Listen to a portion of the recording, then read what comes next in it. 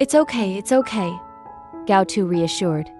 Despite Gao Qing firing a barrage of questions at him like little firecrackers, the alpha sitting beside her didn't show any signs of anger. Instead, he smiled warmly. "It turns out to be you, Qingqing," he said cheerfully. "You've grown up so fast. I'm Ma Heng. I used to live right across from your house. It's no wonder you don't remember me. When you moved to Jianghu, you were just a little kid."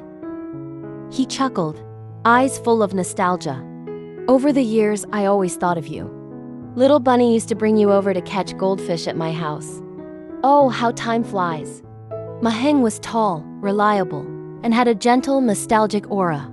He continued, "I'm working in Hangzhou now, but I took leave to come home and visit my grandmother. Isn't it a coincidence that we meet like this?" Hearing grandma reminded Gao Qing of something. Her eyes lit up as she asked, "Your grandma? Is she Granny Gao?" "Yes." Ma Heng laughed, showing his bright teeth. "I didn't expect you to remember." Gao Qing thought for a moment. She remembered visits from her childhood. When her parents argued, almost daily, they would take her to their neighbor's house to keep her away from the tension. It was a yellow wooden house, filled with tanks of goldfish. An old lady with kind eyes, Grandma Gao, welcomed them, and the faint scent of incense lingered in the air. Curious, Gao Qing asked, "Is Granny Gao still worshipping Buddha now?" Ma Heng's smile faded slightly. After a brief pause, he said softly, "She passed away a few years ago. Tomorrow is her death anniversary." Gao Qing was stunned.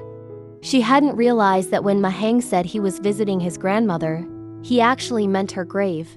Gao Tu, standing by, quickly apologized for Gao Qing and tried to steer the conversation away from the sensitive topic. "Then why don't you go back and live there by yourself?" he asked gently. Ma Heng nodded. "Yes, I live alone. The old house is still there, but I rarely stay there. A few years ago, when house prices were low, I bought 2 new apartments. One I live in and the other is an investment property." "Really? That's amazing. Congratulations," Gao Tu said sincerely. He felt happy for Ma Heng, seeing that his old neighbor had done well. Ma Heng waved off the compliments and smiled again. "Enough about me. Tell me about you, little rabbit. How have you been all these years?" Gao Tu paused briefly before replying, "Very good." Ma Heng's smile widened. "That's great to hear. I was always worried about you, you know. I worried that Uncle Gao couldn't take good care of you." His voice faltered slightly, and he hesitated, then asked, "Where is Uncle Gao? Are you still living with him?" Gao Qing answered quickly, "No." From her furrowed brows and tense tone, Ma Heng guessed that Gao Tu hadn't told the whole truth. With Gao Ming present, things weren't going well for him. Ma Heng noticed the subtle unhappiness and fatigue in Gao Tu's expression. Not wanting to push the topic further, Ma Heng cheerfully changed the subject. "Where are you going to live now? Are you staying in the same place?" "No," Gao Tu said quietly. "My father sold the city house. The countryside homestead is no longer habitable. Qingqing and I will find a place later." "Oh, are you going to stay in a hotel for a few days?" Ma Heng asked. Curious, Gao Tu shook his head. "We plan to stay for a long time." Ma Heng seemed intrigued. "Ah, so you're not going back to Jinghu?" He had so many questions, but wisely didn't force them. Instead, he offered kindly, "Finding a house is troublesome. I happen to have an empty apartment. You and Qingqing can stay there first." Gao Tu shook his head. "Thank you, Brother Heng, but we can manage ourselves. We don't want to trouble you." "No trouble at all," Ma Heng insisted.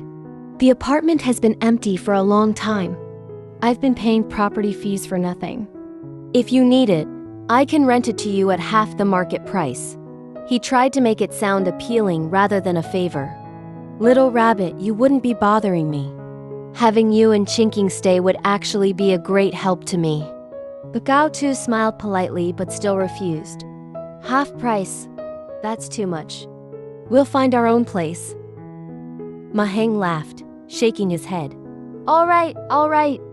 I just wanted to help," But it's good to see you both after so many years. You've grown up so much.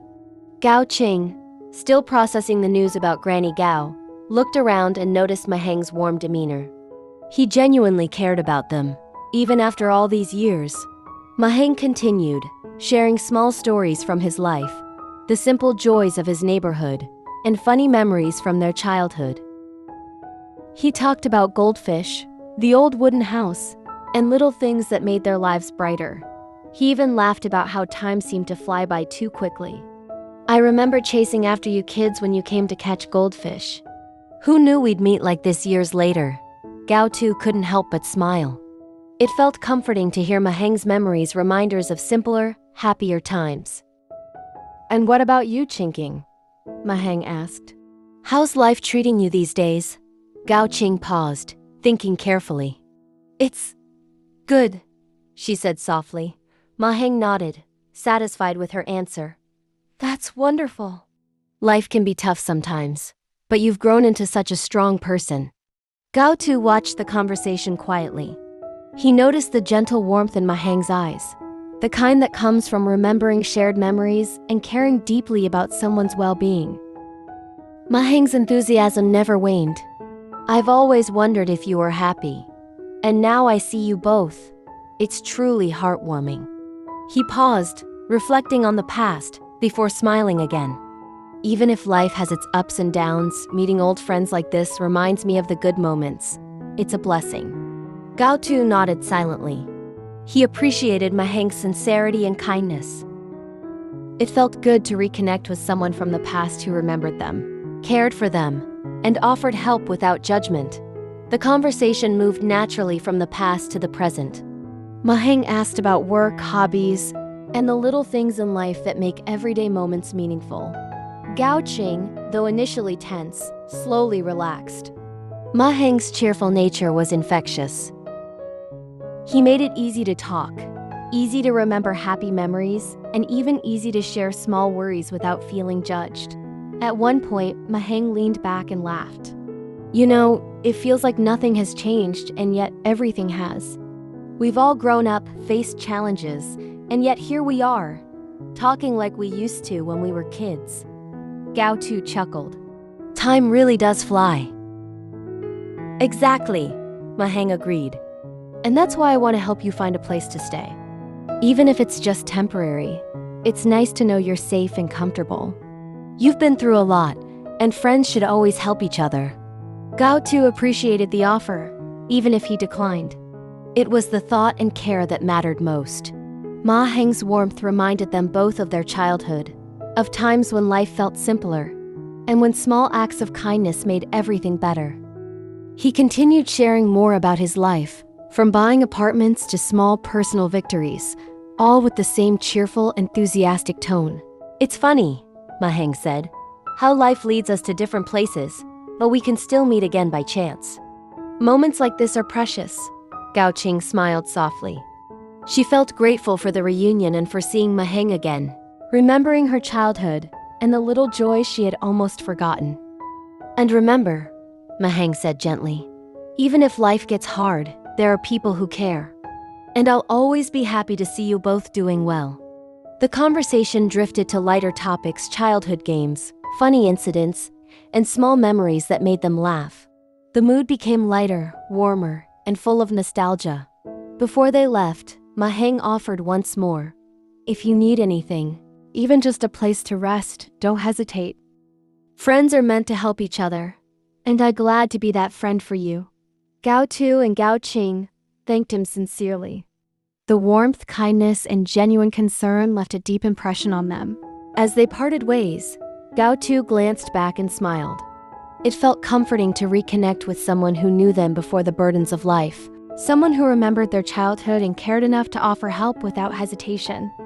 Gao Qing walked beside him, her mind filled with memories of Granny Gao, their childhood, and the comforting presence of Ma Heng. It was a reminder that even as life changes, friendships and kindness remain a constant source of strength. If you enjoyed this video, don't forget to like, comment, and subscribe for more episodes. Hit the bell icon so you never miss an update, and let us know in the comments what part of the story touched you the most. Thanks for watching, and see you next time.